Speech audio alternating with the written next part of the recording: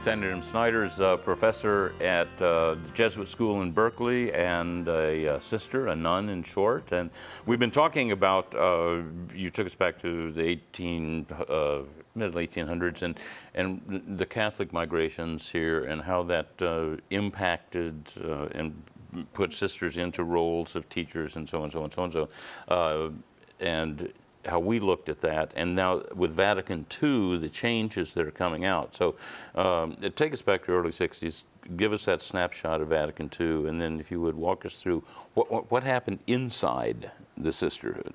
Yeah. Well, Vatican II, everybody has their take on what was the most important thing that happened at Vatican II. I would say that the church turned toward the world. It began to take completely seriously, God so loved the world as to give God's only Son so that all might believe, rather than we need to save ours, we need to take care of our people and so on, which was never an official position, but it was what we tended to do. We kept Catholics Catholic, and we saw to it that they learned the right things and did the right things and so on. And Protestants, of course, were problems, basically. And Jews we didn't have very much to do with at all, and many people had never probably heard of Buddhists. So this movement toward engagement with the world, meaning all the people in the world, all the people God had created, and with problems in the world, whether it was ecology or politics or economics or poverty or whatever it happened to be, war. So that turn toward the world, I think, it was the most significant change with Vatican II. And that, of course, was going to introduce tremendous changes in religious life, because almost the definition of religious life for a lot of people was to leave the world. People entered the convent, they left the world, and they became cloistered, and as much as possible dealt only with the people that they were taking care of, not with the people who were a threat to their religion and other people's religion.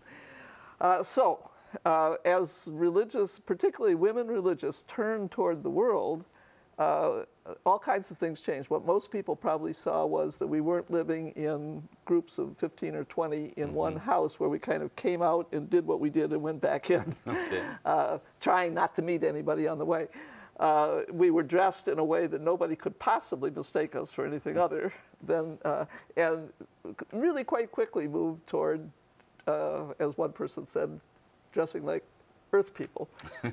So, in other words, wearing contemporary clothes instead of anachronistic clothes that came from the 18th century or something.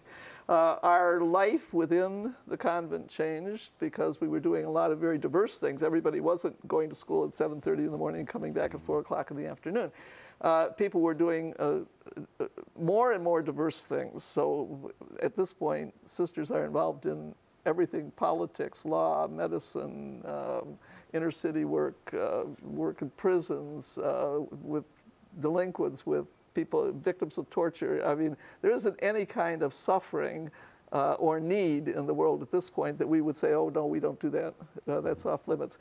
Where we're needed is where we go, which means that there's a great diversity among us, and therefore in terms of our living, our style of living, and so on.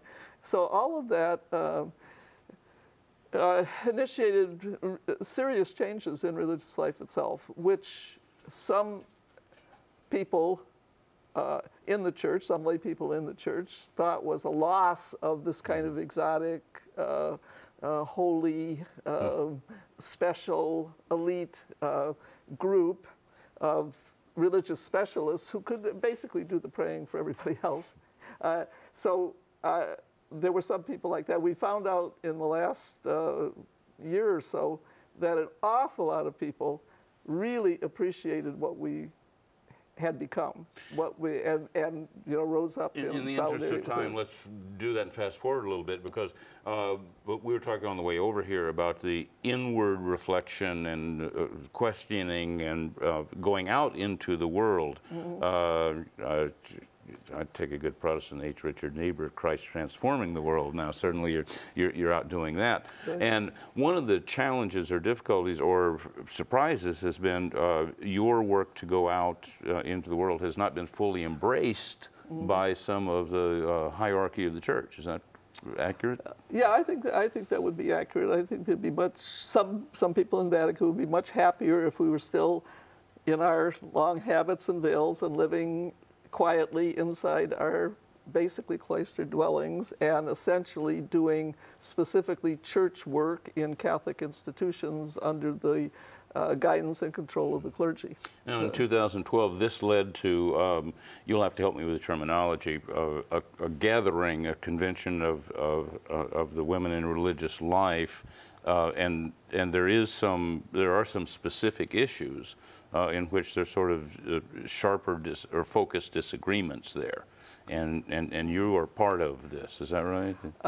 No, I think you're referring to the annual National Assembly of the Leadership Conference of Women Religious. Thank you. Which is an annual meeting of the heads of religious orders. So not the not the 400 of us, but the 6 people who lead my religious community were at that meeting. Okay. Okay, and the people who lead others of the 400 or more congregations in the United States. So the meeting was of nearly 1,000 women religious who are the leaders of their respective congregations.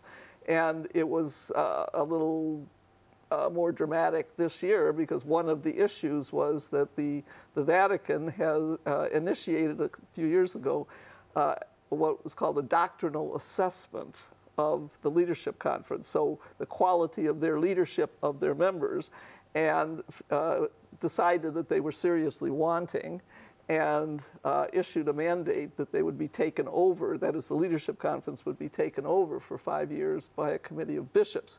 And of course, that did not, that really was not acceptable, if you will, to sisters in general, but to the leadership conference as such. So one of the things they were discussing was how would they respond to that move on the part of the Vatican. And that's kind of where we are now. Now, I'm not a member of the leadership conference because I'm not a leader of my congregation.